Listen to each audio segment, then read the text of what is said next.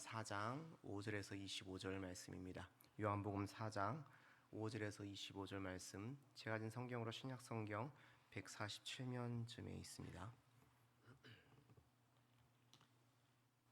요한복음 4장 5절에서 25절 말씀, 우리 함께 교독하도록 하시겠습니다.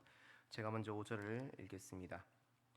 사마리아에 있는 수갈하는 동네에 이르시니 야곱이 그 아들 요셉에게 준 땅이 가깝고 거기 또 야곱의 우물이 있더라. 예수께서 길 가시다가 피곤하여 우물 곁에 그대로 앉으시니 때가 6시쯤 되었더라.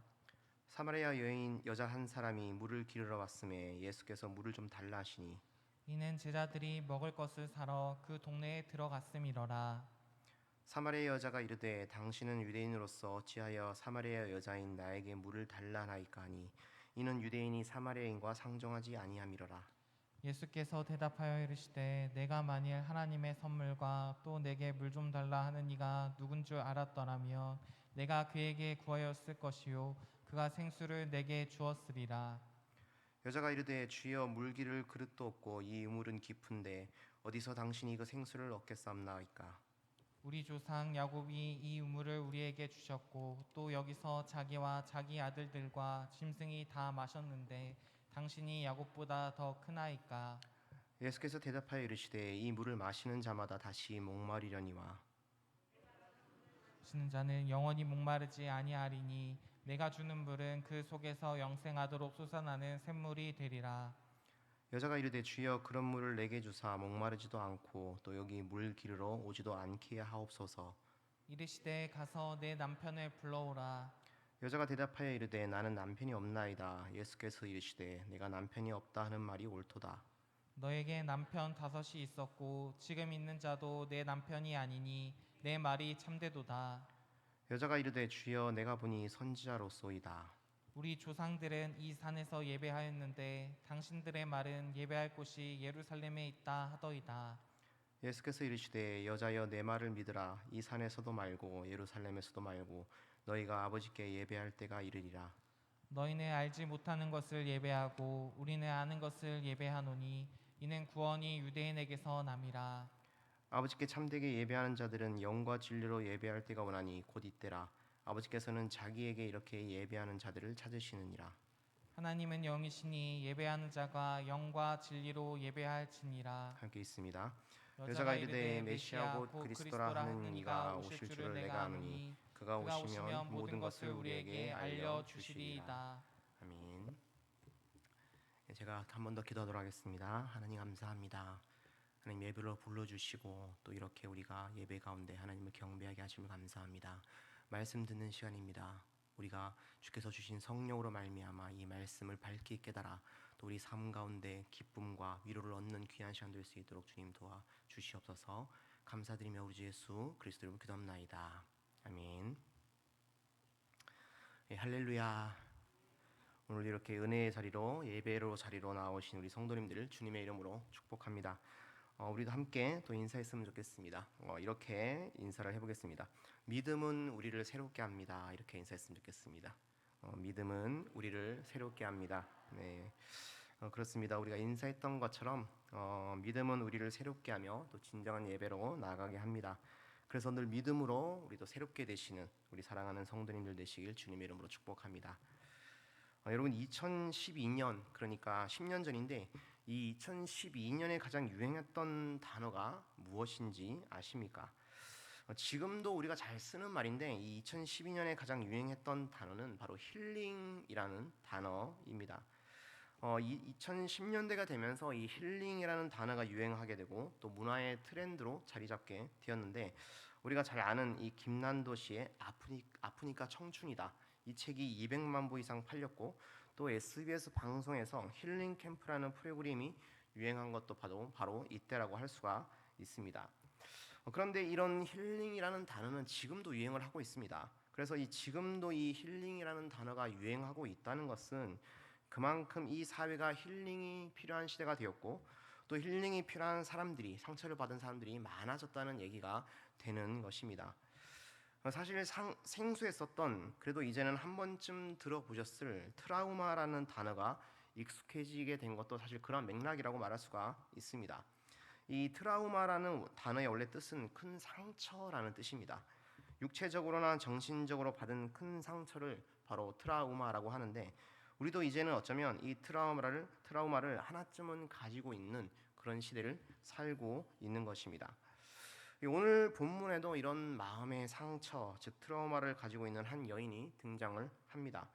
우선 오늘 본문이 4장 5절부터 시작을 하는데, 바로 앞에 3절과 4절을 제가 한번 읽어보겠습니다. 제가 3절 4절 읽어보겠습니다. 유대를 떠나서 다시 갈릴리로 가실새 사마리아를 통과하여야 하겠는지라 라고 얘기를 하고 있습니다. 예수님은 우선 이 오늘 본문이 4장인데 3장에서 니고데모와 그리고 세례 요한을 만나시는 것이 3장에 나타나 있습니다. 이 둘을 만나신 것이, 예수님이 만나신 곳이 바로 예루살렘인데, 예루살렘은 유대 땅에 속해 있었습니다. 그런데 예수님이 이 유대 땅에서 여러 이적으로 유명해지시자 바리새인들이나 제사장들과 같이 예수님을 시기하는 무리들이 생겨나기 시작을 했던 것입니다. 그래서 3절을 보면 예수님께서 이 유대를 떠나서 이 시기하는 무리들을 피해서 다시 고향 갈릴리 쪽으로 가시게 되셨는데, 그 당시 남쪽 유대에서 북쪽 갈릴리 지방으로 가려고 한다면 일반적으로 갈 수 있는 길이 두 가지가 있었다고 합니다. 당시 예수님 시대에 이스라엘은 크게 북쪽에 갈릴리가 있었고, 그리고 중간에 사마리아, 그리고 남쪽에는 유대 지방이 위치해 있었습니다. 그래서 당연히 빠른 길을 간다고 한다면 밑에서 유대 지방에서 중간에 사마리아 지역을 거쳐서 북쪽 갈릴리로 이렇게 직선 코스로 통과하는 것이 가장 빠른 방법이었는데, 이 길은 사흘이면 갈 수 있는 길이었다고 합니다. 그리고 또 한 가지 길은 바로 가운데 있는 사마리아를 거치지 않고 동쪽으로 이렇게 우회해서 가는 방법이었습니다. 이 길은 이 유대 지방에서 요단강을 건너고 또 광야로 나가서 지금의 요르단을 거쳐서 그렇게 갈릴리 지방으로 들어가는데, 당연히 이 길은 돌아가는 어떤 길이었기 때문에 사마리아 지역을 통과하는 길보다 2배 이상 더 걸리는 길이었다고 합니다. 근데 그럼에도 불구하고 그 당시 유대인들은 이 갈릴리 지역으로 갈 때에 이 동쪽으로 크게 우회하는 길을 택해서 그렇게 갔다고 합니다. 왜 그랬겠습니까? 그거는 이 직선 코스로 갈 때 지나가야 하는 이 사마리아 지역을 유대인들이 극도로 싫어했기 때문이었습니다. 그럼 왜 유대인들이 이 사마리아 지역을 싫어하느냐? 바로 그것은 이 사마리아 지역에 사는 이 사마리아인들이 유대인들과 이방인들의 피가 섞인 혼혈이었기 때문에 그 지방을 극도로 싫어했던 것입니다. 이 사마리아인들이 피가 섞인 혼혈이었던 것은 사실 그 나름의 아픈 역사가 있었습니다. 우리가 잘 아는 열왕기 시대를 보면 이스라엘에는 두 왕국으로 나누어져 있습니다. 남유다와 북이스라엘로 그렇게 나눠져 있었습니다. 그런데 북이스라엘 왕국이 먼저 어떻게 초강대국인 아수르 제국에게 멸망을 하게 됩니다. 이 아수르 제국은 그 당시 어떤 한 나라를 정복하게 되면, 민족들을 정복하게 되면 그 지역의 민족들을 포로로 잡아가고, 그리고 주변에 있는 이방 민족들을 이주해서 그 지역을 혼혈화시키는 정책, 그 지역의 어떤 문화를 말살하는 정책을 썼던 겁니다. 그래서 이 이후로 이 사마리아 지역에 사는 혼혈인들이 생겨나게 되었고, 그들을 사마리아인으로 부르게 되었는데, 이렇게 이방인들의 피가 이 사마리아인들에게 섞여 있었기 때문에 유대인들은 이 사마리아인들을 이방인으로 여겨서 이들과 접촉하는 것을 극도로 꺼리게 되었던 것이었습니다. 물론 그렇기 때문에 사마리아인들도 그들 나름대로의 그렇게 아픔이 생길 수밖에 없었던 겁니다. 그들은 사실 혼혈인이긴 했지만 사마리아인 입장에서 보면 자신들 역시 유대인의 피를 가지고 있었고 그 정체성을 가지고 있었습니다. 그래서 성전에 있는 예루살렘으로 가서 예배를 드리려고 해도 유대인들이 사마리아인들을 너무 싫어했기 때문에 예루살렘으로 가지 못하고 결국 그 사마리아 지역에서 그림심산에 성전을 짓고 그렇게 예배를 드리는 그런 삶을 살았던 것입니다. 그래서 그런 상처가 있었기 때문에 당연히 사마리아인들 역시 유대인들을 싫어하고 그렇게 서로서로 싫어하는 그런 관계가 되었던 것입니다. 지금 그런 상황 속에서 예수님은 사마리아를 통과해서 갈릴리로 가려고 하셨던 것이었습니다. 그런데 예수님도 제자들도 유대인이었습니다. 그렇기 때문에 아마 본문에 나오지 않지만 제자들도 예수님께 사마리아로 지나가면 안 됩니다. 사마리아로 지나가면 큰 일이 발생을 합니다. 그렇게 말렸을 겁니다. 하지만 그럼에도 예수님은 4절을 보면 사마리아를 통과해야 하겠는지라 라고 분명히 말씀을 하십니다. 자기는 분명히 사마리아로 가겠다는 겁니다. 그러면 왜 일부러 굳이 예수님은 사마리아로 가셨겠습니까? 사실 예수님은 우연히 목적 없이 어디를 가신 적이 한 번도 없으십니다. 예수님은 늘 계획을 가지고 움직이시는 분이셨습니다. 예수님께서 여리고로 가셨을 때는 삭개오를 만나시고 늘 그런 어떤 목적을 가지고 가셨던 것입니다. 그렇게 보면 예수님께서 사실 우리를 구원하신 것도 우연이 아니라고 할 수가 있습니다. 예수님께서 우리를 구원하시기로 태초부터 계획하시고 또 우리를 찾아오셨기 때문에 그 구원은 가능한 일이었습니다. 어쨌든 예수님은 이 사마리아 지역을 통과하기로 하셨는데 이 본문 5절을 보면 그 사마리아에 있는 수가라는 동네가 있었고 그 수가라는 동네로 가시게 됩니다. 우리 본문 6절과 7절을 함께 읽어보도록 하겠습니다. 본문 6절 7절 함께 있습니다. 시작. 거기 또 야곱의 우물이 있더라. 예수께서 길을 가다가 피곤하여 우물 곁에 그대로 앉으시니 때가 6시쯤 되었더라. 사마리아 여자 한 사람이 물을 기르러 왔음에 예수께서 물을 좀 달라 하시니. 아멘. 예수님은 지금 사마리아의 수가라는 동네로 가셨는데 그곳에는 예전에 야곱이 팠던 우물들이 있었습니다. 야곱이 우물을 이렇게 팠었죠. 그런데 그 예수님은 그곳에서 피곤하셨는지 우물 곁에 앉으셨는데 그때 시간이 한 6시쯤 되었다고 합니다. 이 6시는 유대인들의 시간으로 보면 정오쯤 되는 시간이었는데 사실 요한복음은 거의 다 로마 시간을 기준으로 합니다. 그래서 이 로마 시간으로 보는 것이 맞을 것 같은데 로마 시간을 기준으로 보면 로마 시간은 지금 우리가 쓰는 시간으로 비슷합니다. 그래서 이 로마 시간을 기준으로 보면 이 6시는 실제로 6시쯤 되는 시간이고 그래서 저녁 무렵에 예수님께서 우물 곁에 앉으신 것으로 볼 수가 있습니다. 그런데 예수님이 우물 곁에 앉으셨을 그 시각에 한 사마리아 여인도 물을 기르러 이 우물로 왔던 것 같습니다. 8절을 보면 제자들은 이미 먹을 것을 사러 동네로 흩어진 상황이었습니다. 그래서 예수님은 홀로 남아 계셨고 예수님은 이 여인에게 혹시 물을 좀 주실 수 있겠습니까? 라고 그렇게 부탁을 하게 됩니다. 이런 요청을 받은 그 우물가로 온 사마리아 여인은 깜짝 놀라게 됩니다. 그러면서 이렇게 얘기를 합니다. 본문 9절을 제가 한번 읽어보겠습니다. 본문 9절을 제가 읽어보면 사마리아 여자가 이르되 당신은 유대인으로서 어찌하여 사마리아 여자인 나에게 물을 달라 하나이까 하니 이는 유대인이 사마리아인과 상종하지 아니함이러라 라고 얘기를 합니다. 우리나라도 사실 그러하지만 당시 고대 문화에서는 처음 보는 남자와 여인이 대화를 나눈다는 것은 잘 일어날 수 없는 일이었습니다. 더군다나 이 구절에서도 나오고 앞에서도 말씀드렸던 것처럼 예수님은 유대인이었고 이 여인은 사마리아 여인이었습니다. 둘은 서로 상종하지 않는 원수와도 같은 사이였습니다. 그러니 사마리아 여인이 유대인의 남자가 말을 걸어오자 구절을 보면은 당신은 유대인으로서 어찌하여 사마리아 여자인 나에게 물을 달라 하나이까라고 극도로 예수님을 경계했던 것입니다. 그랬더니 예수님은 약간 또 늘 예수님의 특기가 동문서답의 답변인데 이 동문서답적 답변을 해주십니다. 10절은 우리 함께 읽어보겠습니다. 10절 함께 있습니다. 시작.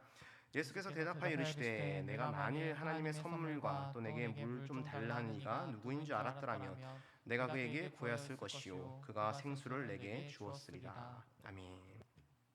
예수님은 여인에게 이렇게 얘기를 한 겁니다. 너에게 지금 물을 달라고 하는 사람이 정말 네가 누구인지 알았더라면 오히려 내가 나에게 물을 구하였을 것이고 나는 너에게 그럼 생수를 주었을 것이다 라고 얘기를 하신 것입니다. 특이한 것은 지금 예수님은 자신이 여기에 왔고 또 너에게 즉 여인에게 주려고 하는 것이 바로 하나님의 선물이라는 표현을 쓰고 있다는 것이 좀 재밌다고 할 수 있습니다. 어쨌든 지금 예수님의 말씀을 들은 여인은 예수님이 말씀하신 생수 그 생수를 자세히 이해하지 못하고 마실 물로 이해를 했던 것 같습니다. 그래서 11절과 12절에서 이 여인이 이렇게 대답을 합니다. 우리 11절과 12절도 함께 읽어보겠습니다. 시작. 여자가 이르되 주여 물기를 그릇도 없고 이 우물은 깊은데 어디서 당신이 그 생수를 얻겠사옵나이까. 우리 조상 야곱이 이 물을 우리에게 주셨고 또 여기서 자기와 자기 아들들과 짐승이 다 마셨는데 당신이 야곱보다 더 크니이까. 아멘. 여인은 예수님께 주여 당신은 물기를 그릇도 없고 이 우물은 깊은데 어떻게 당신이 그 생수를 지금 나에게 주겠다는 겁니까? 라고 그렇게 되물은 것입니다. 사실 이것은 지금 마실 물도 없어서 나한테 마실 물을 좀 달라고 하는 사람이 어떻게 나에게 생수를 줄 수 있단 말입니까? 라고 그렇게 냉소적인 태도로 비꼬면서 그렇게 대답을 한 것입니다. 그러면서 또 12절을 보면은 12절을 제가 읽어보면 우리 조상 야곱이 이 물을 우리에게 주셨고 그래서 그 물들을 우리가 다 마셨는데 지금 당신이 그 야곱보다 더 큰 사람이라는 말입니까? 라고 제가 지금 약간 의역을 했는데 그렇게 얘기를 한 것입니다. 직접 야곱이 우물을 파서 지금까지 우리가 대대로 그 야곱의 우물을 마시면서 은혜를 입고 있는데 당신이 그 야곱보다 더 대단한 사람이라고 말씀하고 있는 겁니까? 라고 그렇게 냉소적인 대답으로 비꼬면서 계속 얘기를 한 겁니다. 그랬더니 이제 예수님은 자신이 이 여인을 만나러 온 진짜 목적을 슬슬 밝히기 시작을 하십니다. 이 본문 13절과 14절도 함께 읽어보겠습니다. 함께 읽습니다. 시작. 예수께서 대답하여 이르시되 이 물을 마시는 자마다 다시 목마르려니와 내가 주는 물을 마시는 자는 영원히 목마르지 아니하리니 내가 주는 물은 그 속에서 영생하도록 솟아나는 샘물이 되리라. 아멘. 예수님이 자신이 온 목적은 지금 이것이라고 말씀을 해주신 겁니다. 자신은 지금 생수로 왔는데 이 우물의 물을 마시는 자는 다시 목마르겠지만 자신이 주는 그 생수를 마시는 자는 영원히 목마르지 아니할 것이다 라고 말씀하시면서 그 생수는 마시는 사람의 그 속에서 영생하도록 솟아나는 샘물이 될 것이라고 그렇게 말씀을 해 주신 겁니다. 사실 우리는 이 예수님의 말씀이 대충 무엇인지를 알 수 있습니다. 영원한 생명, 영원한 생물 이런 걸 말하는 것임을 알 수 있습니다. 그런데 그 여인은 예수님이 하신 말씀, 그 생수가 무엇인지 전혀 이해를 하지 못했습니다. 영생하도록 솟아나는 샘물 계속 이해를 하지 못했던 겁니다. 그래서 여전히 이 낯선 유대인 남자에게 다시 냉소적인 태도로 이렇게 대답을 합니다. 15절을 제가 읽어보면 여자가 이르되 주여 그런 물을 내게 주사 목마르지도 않고 또 물기르러 오지도 않게 하옵소서라고 그렇게 얘기를 합니다. 이 15절을 보면 여전히 이 여인은 이 유대인 남자 예수님과 거리를 계속 두고 싶어 합니다. 그래서 여전히 살짝은 날이선 태도로 정말 그런 물이 있다면 내게 주셔서 이제는 여기 다시 물을 기르러 오지도 않게 해보시죠 라고 그렇게 퉁명스럽게 대답을 한 것입니다. 사실 어쩌면 지금까지의 예수님과 이 여인의 대화는 정말 예수님께서 하고 싶은 얘기를 하시기 위해서 사전에 던진 그냥 이렇게 어떻게 보면 사전 대화거리를 던지신 것이라는 어떤 생각이 듭니다. 마치 우리가 레스토랑에서 음식을 먹을 때 본 메인 메뉴가 나오기 전에 에피타이저를 먹죠. 에피타이저를 먹습니다. 에피타이저를 이렇게 본 메뉴가 나오기 전에 살짝 먹을 때 그런 느낌의 대화를 지금까지 하신 것입니다. 그래서 이제 예수님은 본론으로 들어가시기를 시작하시는데 갑자기 전혀 다른 이야기를 하십니다. 본문 16절에서 예수님은 이렇게 말씀하시죠. 이르시되 가서 내 남편을 불러오라라는 얘기를 하십니다. 갑자기 예수님은 여인에게 가서 내 남편을 불러오라라고 갑자기 뜬금없는 얘기를 하신 것입니다. 그런데 여인은 놀랄 수밖에 없었습니다. 왜냐하면 17절의 붉은 글씨를 제가 한번 읽어보면 여자가 대답하여 이르되 나는 남편이 없나이다라고 얘기를 하는데 정말 이 여인에게는 지금 정식 남편이 없었기 때문이었습니다. 그리고 그 사실을 예수님 역시 알고 있었습니다. 그래서 17절의 뒤를 마저 보면 이렇게 말씀하시죠. 예수께서 이르시되 내 남편이 없다 하는 말이 옳도다라고 그렇게 얘기를 해주신 것입니다. 맞다, 맞아. 내가 남편이 없다고 하는 말이 맞다. 그리고 이제야 네가 나에게 마음을 조금 열어주는구나라는 어떤 그러한 뉘앙스로 말씀을 하신 것입니다. 사실 이 여인에게 나는 남편이 없나이다라는 말에서도 드러나지만 남편에 대한 이 이야기는 이 여인에게 어쩌면 드러내고 싶지 않은 깊은 상처였다고 할 수가 있습니다. 그런데 갑자기 이 유대인이 갑자기 남편에 대한 얘기를 하니까 아니 이 사람이 도대체 어디까지 알고 있는 거지라고 속으로 놀랐던 것입니다. 사실 말씀드렸던 것처럼 그리고 당연한 것이지만 예수님은 이 여인에 대한 아픔 그 내용을 알고 계셨습니다. 본문 18절에서 예수님은 이렇게 말씀하시는데 제가 18절도 읽어보면 너에게 남편이 5이 있었고 지금 있는 자도 내 남편이 아니니 내 말이 참되도다라고 말씀을 하십니다. 예수님이 말씀하신 것처럼 이 여인에게는 남편이 지금은 없었습니다. 하지만 그 이전에 남편이 몇 명? 5명이나 있었습니다. 5명의 남편을 거쳐갔다는 것 자체가 이 여인의 인생에 굴곡이 있는 인생임을 보여주는 것이라고 말할 수 있습니다. 우리는 한 사람을 만나 결혼을 합니다. 한 사람을 만나 결혼할 때 이 사람이 진정한 사랑이라고 생각을 하며 그렇게 행복한 인생을 꿈꾸며 결혼을 합니다. 그런데 이 여인은 그 결혼에 실패를 하게 된 것입니다. 그것도 5번이나 실패를 하게 된 것입니다. 아마도 한 번 실패했을 때 또 다른 행복을 꿈꾸며 이제는 진정한 사랑을 만나겠지라고 또 다른 남자를 만나며 행복을 꿈꾸고 그렇게 결혼을 했을 것입니다. 하지만 또 헤어지고 또 새로운 행복을 꿈꾸고 또 실패하고 그런 삶이 5번이나 반복이 된 것입니다. 지금은 또 남편은 아니지만 지금은 다른 남자와 또 그렇게 살고 있는 인생인데 어쨌든 그것이 계속 이렇게 반복되는 인생이었던 것입니다. 당연히 이 여인의 인생은 상처밖에 없는 인생일 것이며 말 못하는 사연이 많은 인생일 수밖에 없을 것입니다. 이해받으려고 해도 이해받지 못하는, 그래서 혼자 힘겹게 품고 가야 하는 그러한 인생이었을 것이라는 얘기입니다. 당연히 이 여인을 보며 주변 사람들은 수군거릴 수밖에 없었을 겁니다. 지금 5번이나 결혼한 사람이 있어도 우리의 지금 이 시대에 그런 사람이 있어도 우리가 편견의 눈으로 볼 수밖에 없었을 텐데, 이 여인이 살아가는 그 시대는 더 보수적인 고대 사회였습니다. 그러니 마을 사람들이 얼마나 그 편견의 눈으로 봤겠습니까? 그리고 당연히 이 여인은 이 마을의 구성원으로서 공동체에서 대접받을 수 없는 그러한 상황이었을 겁니다. 아마도 주변 사람들이 모두 지나가며 이 여인을 볼 때마다 수군거리며 얘기했을 겁니다. 야, 남편이 5이나 된대, 또 결혼했대, 또 남자가 있대, 지금 또 새로운 남자래. 그러니 이 여인은 지금 다른 남자와 살고 있지만 또 외롭고 또 어떤 말할 수 없는 계속 그런 걸 안고 가는, 아픔을 안고 가는 그러한 인생이었던 겁니다. 그리고 당연히 주변 사람들과 이웃들과 마주치고 싶지도 않았을 겁니다. 그래서 사람들이 거의 다니지 않는 해가 진 저녁 무렵에 나와서 혼자 물을 깃고 있었던 겁니다. 당연히 이런 삶을 살았던 여인은 냉소적일 수밖에 없었을 겁니다. 삶의 여유란 없었을 것입니다. 낯선 사람에게 친절을 보여줄 여유도, 물을 줄 여유도, 그리고 영생하도록 솟아나는 샘물을 준다고 해도 그것을 믿을 수 있는 여유조차 아마도 없었을 것입니다. 앞에서도 말씀드렸지만 예수님은 그녀가 아픔이 있다는 그런 힘든 삶을 살고 있다는 것을 이미 알고 계셨습니다. 당연히 예수님이시기 때문에 알고 계셨을 것입니다. 그래서 16절에서 내 남편을 불러오라라는 말은 정말 너 지금 남편을 당장 데려오라라는 말이 아니었습니다. 이 예수님께서 내 남편을 불러오라라고 하신 말씀은 나는 내 아픔과 상처를 나는 지금 알고 있다. 네 상처, 네 아픔을 알고 있다.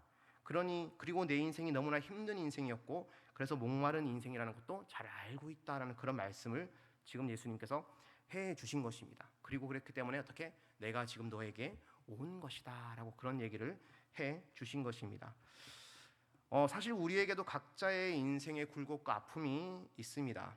그래서 이 여인에게 그러셨듯이 예수님은 지금도 우리에게 각자 말씀을 해주십니다. 내 남편을 불러오라라고 우리에게 말씀을 하십니다. 내 자식을 불러오라. 주님, 저에게 자식에 문제가 있습니다. 내 직장을 얘기해 보아라. 주님, 직장 때문에 문제가 너무나 많습니다. 내 통장을 보여봐라. 주님, 돈 때문에 너무나 죽겠습니다. 너무나 문제가 많습니다. 이렇게 우리에게도 가족 때문에 혹은 자식 때문에, 남편 때문에, 부모 때문에, 인간관계와 직장 문제로 혹은 돈의 문제와 질병의 문제, 큰 병의 문제 등으로 우리가 말하지 못하는 인생의 아픔들이 있습니다. 그래서 어쩔 때는 우리에게 신앙이 있기 때문에 예수님이 정말 나에게 필요하구나라는 생각이 들 때도 있습니다.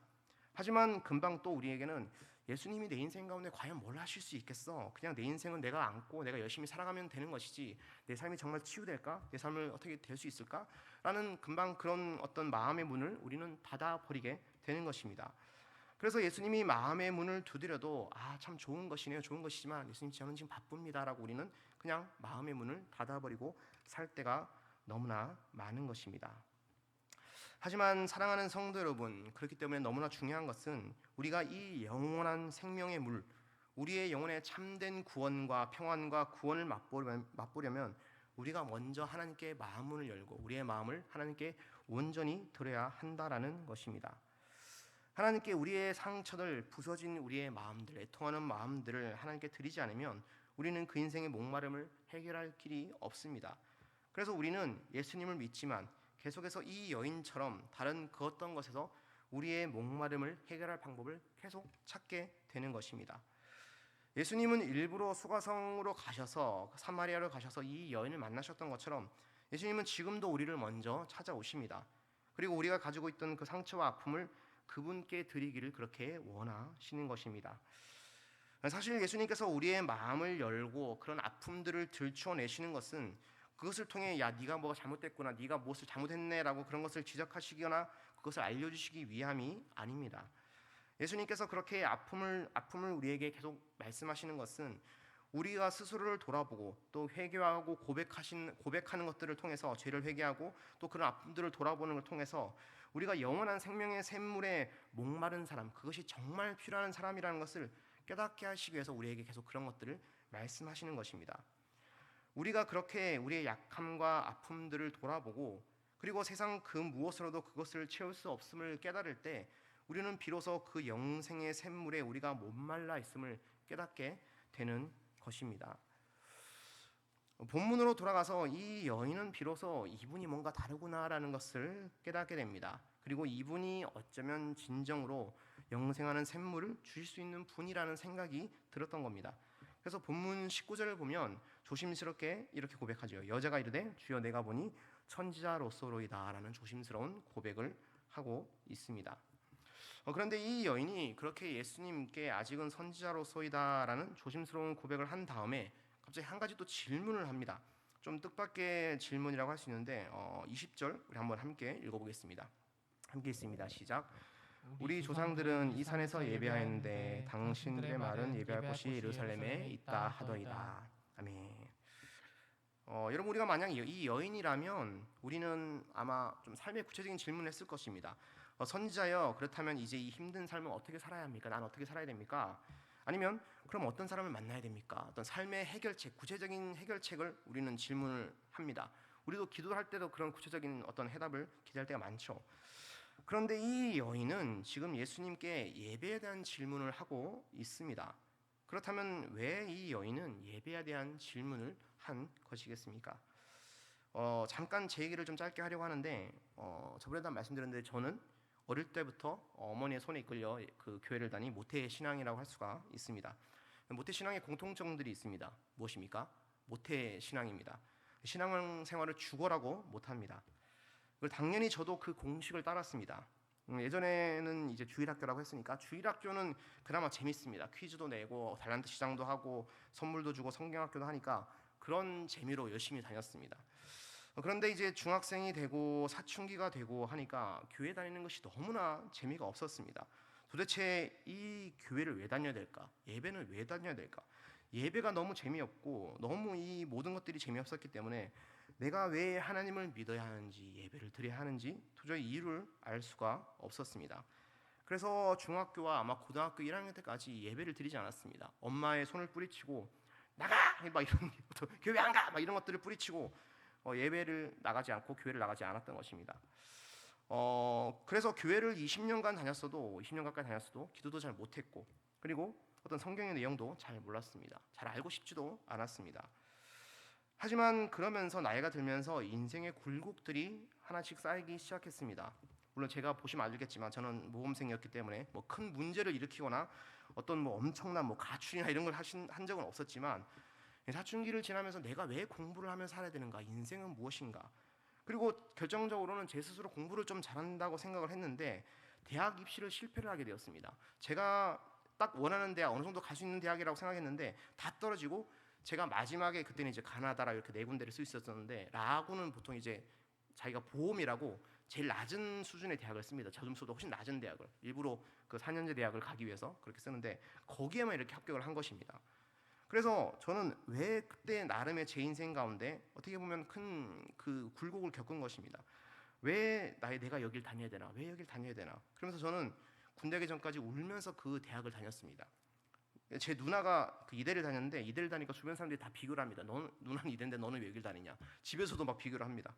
그래서 계속 어떤 그런 스트레스 속에서 계속 그런 스트레스 속에 살고 또 제가 실험 대학을 다니면서 울면서 이렇게 다녔는데 또 어떤 가정에서도 이게 얘기가 길어서 이제 말씀드리기는 좀 긴데 가정에서도 또 문제가 생겼습니다. 어머니에 대한 문제가 생기고 이렇게 생기기 시작하면서 제 인생에 여러 가지 굴곡이 생기기 시작했고 그 굴곡들이 그 크고 작은 일들이 저를 계속 짓누르기 시작을 했던 것입니다. 대학의 문제, 가정의 문제 그리고 여러 가지 일들이 겹치면서 제 마음은 너무나 힘들었습니다. 그래서 그제서야 제가 20년 동안 그렇게 귀로만 들어왔던 예수님이 생각나기 시작을 했습니다. 그리고 그 예수님이 모태신앙인 저에게 그 20년 넘게 마음의 문을 계속해서 두드리고 계셨다는 것을 그때야 저는 깨닫게 되었고 또 저의 부서진 마음들을 하나님 예수님께 자신에게 내어주시기 원하신다는 것을 그때야 비로소 알게 되었습니다. 저는 그렇게 20대에 들어서 예수님을 영접했는데 제가 기억하기로 집에 가서 거의 1시간을, 거짓말 좀 못해서 1시간을 울었던 것 같습니다. 제가 왜 1시간을 울었냐면은 예수님께서 오랫동안 저를 그렇게 찾아오셔서 마음의 문을 두드리고 계셨다는 것에서 너무 죄송한 마음이 들었습니다. 예수님 너무 죄송합니다. 지금까지 저를 그렇게 찾으셨는데 저는 예수님을 외면해 왔습니다라는 것. 그리고 제가 얼마나 지독하게 저만을 위해 살아온 죄인인지를 그때 깨닫게 되었습니다. 아, 정말 내 죄가 정말 더럽구나. 내가 정말 더럽구나. 정말 이기적으로 살았구나라는 걸 깨닫게 되면서 그렇게 1시간 동안 울었던 것 같습니다. 그러면서 제가 예수님을 영접하고 크게 바뀐 부분이 있었습니다. 무엇이겠습니까? 예배에 대한 부분입니다. 제 마음을 예수님께 내어드리게 되면서 예배가 바뀌기 시작했고 제가 예배를 찾기 시작했습니다. 사실 우리가 아는 것처럼 예배는 우리의 구원자이신 삼위 하나님께 영광을 돌리는 것입니다. 그러면서 예배는 어떻게 보면 또 관계적인 것이라고 할 수 있습니다. 우리는 그 하나님께, 삼위 하나님께 영광을 돌리면서 또 우리의 모든 마음을 쏟아내는 것이 예배라고 할 수가 있습니다. 우리는 삶의 예배라는 말을 자주 합니다. 이 삶의 예배는 우리 삶을 통해 하나님께 영광을 드리는 것이기도 하면서 또 한편으로는 우리의 마음의 모든 부분을 하나님께 드러내고 그분께 드리는 것이 바로 그 삶의 예배라는 것입니다. 그 하나님 앞에 우리의 부서진 마음들을 그대로 드리며 우리 못난 그 삶을 그대로 드리면서 내 마음을 회복하실 것을 믿는 것이 바로 예배라는 것입니다. 본문의 이 사마리아 여인은 처음에는 마음을 굳게 닫았습니다. 자신을 찾아온 주님께 냉소적인 태도로만 일관을 했습니다. 하지만 계속해서 자신의 마음을 두드리시며 어루만지는 주님을 진정으로 만나게 되면서 그 주님에 대한 갈망과 예배에 대한 갈망이 다시 깨어나게 된 것입니다. 그래서 그녀는 이제 하나님께 자신의 마음을 쏟으면서 이 마음을 드리면서 진정으로 예배하고 싶어졌던 겁니다. 그래서 20절을 우리가 읽었던 것처럼 그녀는 어디서 예배를 드릴 수 있는지를 지금 예수님께 물어본 것입니다. 그래서 예수님은 이렇게 답을 하십니다. 21절을 한번 함께 읽어보겠습니다. 21절 함께 있습니다. 시작.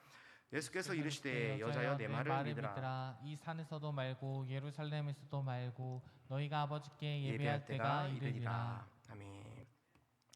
예수님의 이 대답은 예배가 장소의 문제가 아니라는 겁니다. 그러면서 23절에서 또 이렇게 답변을 주시는데 제가 23절을 한번 읽어보겠습니다. 23절입니다. 아버지께 참되게 예배하는 자들은 영과 진리로 예배할 때가 오나니 곧 이때라. 아버지께서는 자기에게 이렇게 예배하는 자들을 찾으시느니라. 아멘. 그리고 추가적으로 24절도 제가 읽어보겠습니다. 24절 제가 읽으면 하나님은 영이시니 예배하는 자가 영과 진리로 예배할지니라 라고 얘기를 하고 있습니다.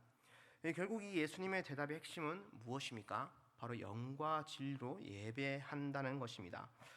사실 우리에게 필요한 것이 바로 이것이라고 할 수 있습니다. 바로 영과 진리로 예배하는 것입니다. 영과 진리로 예배하는 것은 우리의 삶과 우리의 모든 것을 그분께 내어드리며 예배할 때, 그리고 우리가 그것으로 회복될 때, 우리가 성령으로 회복된다는 것을 믿을 때에 가능한 것입니다. 우리가 내 마음대로 살아왔던, 그리고 하나님을 신뢰하지 못했던 그 마음도 회개하며 하나님께 드릴 때, 그리고 우리의 모든 상한 마음이 회복된다는 것을 믿으며 그분께 나아갈 때 우리는 영과 진리로 예배를 드릴 수 있게 되는 것이며, 또 그 하나님은 그 성령님으로 인해서 우리의 온 심령이 회복되게 하시는 것입니다. 예배는 사실 우리가 드리는 것이 아니라 하나님께서 우리에게 보내주신 이 성령으로 말미암아 드리는 것입니다. 우리의 마음을 온전히 드릴 때 성령이 우리에게 임하는 것이며, 그래서 그 성령으로 인해 예배로 이끌리게 되고 또 회개하며 기도하게 되고 말씀도 깨닫게 되는 것입니다. 마지막으로 이 여인은 결국 이 예수라는 분이 진정한 메시아임을 깨닫게 됩니다. 이 본문 26절은 함께 읽어보겠습니다. 26절 함께 있습니다. 시작. 여자가 이르되 메시아 곧 그리스도라 하는 이가 오실 줄을 내가 아노니 그가 오시면 모든 것을 우리에게 알려주시리라. 25절이죠. 25절. 이 25절에서 분명히 이 여자가 메시아 자신이 곧 그리스도라 하는 이가 오실 줄을 내가 아노니 그가 오시면 모든 것을 우리에게 알려주시라는 얘기를 합니다. 그랬더니 예수님이 26절에서 어떻게 얘기하죠? 바로 그것이 나다라고 얘기를 하십니다. 그 그리스도가 나다, 메시아가 나다라고 얘기를 하고 있는 겁니다. 이렇게 진정으로 예수님을 만난 사람의 삶은 변화될 수밖에 없습니다. 상처와 부서진 마음이 예수님을 만났을 때 사람은 변화될 수밖에 없는 겁니다. 그래서 28절부터 30절 이건 한번 같이 한번 읽어보겠습니다. 28절과 30절 계속 연속으로 읽습니다. 시작. 여자가 물동이를 버려두고 동네로 들어가서 사람들에게 이르되 내게 행한 모든 일을 내게 말한 사람을 와서 보라. 이는 그리스도가 아니냐 하니 그들이 동네에서 나와 예수께로 오더라. 아멘. 이 여인은 자신의 삶의 소중한 그 소중한 물덩이를 그냥 버려두고 동네로 갑니다. 진정한 영생의 샘물을 만났기 때문에 그 물동이도 이제는 필요가 없습니다. 그래서 그것을 버려둔 채 마을로 달려갑니다. 자신들을 보며 수군거리고 손가락질하던 마을 사람들의 시선을 피해왔지만 이제는 그런 것도 아무런 장애물이 될 수가 없었습니다. 그녀는 그런 것에서 아랑곳하지 않고 마을로 달려가서 자신이 보고 들은 것을 전합니다. 우리가 읽었던 29절, 내가 행한 모든 일을 알고 있는 분을 만났고 바로 그분이 그리스도이셨습니다. 이제 여러분들도 오셔서 그분을 만나십시오라고 얘기를 한 것입니다. 이렇게 진정으로 예수를 만난 사람은 삶이 변화될 수밖에 없습니다. 사마리아 여인이 물동이를 던져두고 예수님을 전하러 간 것처럼 이 세상을 살면서 자신만을 위해 살던 그런 이기적인 사람이 예수님을 만나면 영원한 생명과 하나님 나라를 꿈꾸게 됩니다. 그리고 그 영생과 하나님 나라를 전하며 그것을 소망하며 살아가게 되는 것입니다. 예수님은 지금도 우리에게 사마리아 여인처럼 다가오셔서 우리의 얘기를 듣고 싶어 하시고 닫혔던 우리의 마음의 문을 열고 우리를 위로하시고 우리를 새롭게 하시기를 원하십니다. 그래서 우리도 그분께 마음의 문을 열어야 할 것입니다. 그래서 그분께 마음의 문을 열고 그분으로 인해 다시금 하나님과의 관계를 새롭게 하고 또다시 우리의 예배를 새롭게 해야 합니다. 우리 마지막으로 고린도후서 5장 17절을 읽고 마치도록 하겠습니다. 우리 그런즉 함께 있습니다. 시작. 그런즉 누구든지 그리스도 안에 있으면 새로운 피조물이라. 이전 것은 지나갔으니 보라 새 것이 되었도다. 아멘. 우리 함께 들으신 말씀을 기억하시면서 이 시간 함께 기도하도록 하시겠습니다. 우리 시간 기도하실 때에 정말 우리가 누구든지 그리스도 안에 있으면 새로운 피조물입니다. 이전 것은 지나갔으니 보라 새 것이 되었도다. 우리가 정말 예수 그리스도 앞에 나아갈 때 우리가 그분께 나아갈 때 우리는 새롭게 될 것이며 우리 상처가 치유될 것이며 우리가 변화될 것입니다. 그래서 이 시간 기도하실 때에 주님 우리가 정말 우리의 마음을 주님 앞에 내려놓고 우리의 상한 마음조차 내려놓고 하나님을 예배하는 그러한 저희들이 될 수 있도록 주님 도와주시옵소서. 영과 진리로 예배드리는 저희들이 될 수 있도록 주님 도와주십시오. 이렇게 기도하시고 또 한 가지는 우리 지금 선교가 계속 진행되고 있습니다. 우리 몽골 선교팀 선교가 계속 진행되고 있고 또 이제 곧 돌아올 것이며 또 여러 가지 여정들이 남아 있습니다. 그 모든 여정 가운데 하나님께서 안전을 지키시며 또 그들을 통해서 하나님의 온전한 복음이 전하되며 또 변화되는 일들이 생길 수 있도록 주님이 역사하여 주시옵소서라고 우리 담임 목사님과 우리 선교팀 몽골 선교팀을 위해서 이 시간 함께 기도하도록 하시겠습니다. 기도하시겠습니다. 하나님 감사합니다. 하나님 우리가 정말 이 시간 하나님께서 정말 우리에게 정말 변화되는 인생을 하나님께서 원하시기 바랍니다. 누구든지 그리스도 안에 새로운 피조물이라고 말씀하셨듯이 우리가 정말 주님 안에서 새로운 피조물이 될 수 있도록 다시 그러한 영생을 맛볼 수 있도록 주님 도와주시며 우리 하나님 나라와 영원한 것들을 꿈꾸며 살아갈 수 있는 저희들이 될 수 있도록 주님 도와주시옵소서. 진정으로 우리가 주님 안에서 변화되는 삶을 살 수 있도록 도와주시며 우리가 정말 변화될 것을 믿으며 주님 앞에 나아가는 우리의 인생들이 될 수 있도록 주님 도와주시옵소서. 우리의 변화되는 인생들을 통해서 하나님 변화되는 마음들을 통해서 살아가게 하시고 우리가 공백 선교팀에서 기도할 때 하나님 선교팀이 지금도 하나님 모든 것을 안전한 지켜주시며 또 우리 하나님 목사님을 지켜주셔서 그 모든 것 가운데 합력하여 선을 이루는 그런 선교가 될 수 있도록 주님 역사하여 주시옵소서. 하나님께서 함께하여 주시고 정말 일하여 주셔서 우리의 모든 것이 정말 합력하여 선을 이루고 하나님께서 정말 모든 가운데 함께서 하시는 그런 시간이 될 수 있도록 주님 도와주시옵소서. 함께하여 주시옵소서. 하나님 우리가 정말 할수 있도록 도와주시고 하나님 정말 말씀을 잘할 수 있도록 도와주시옵소서.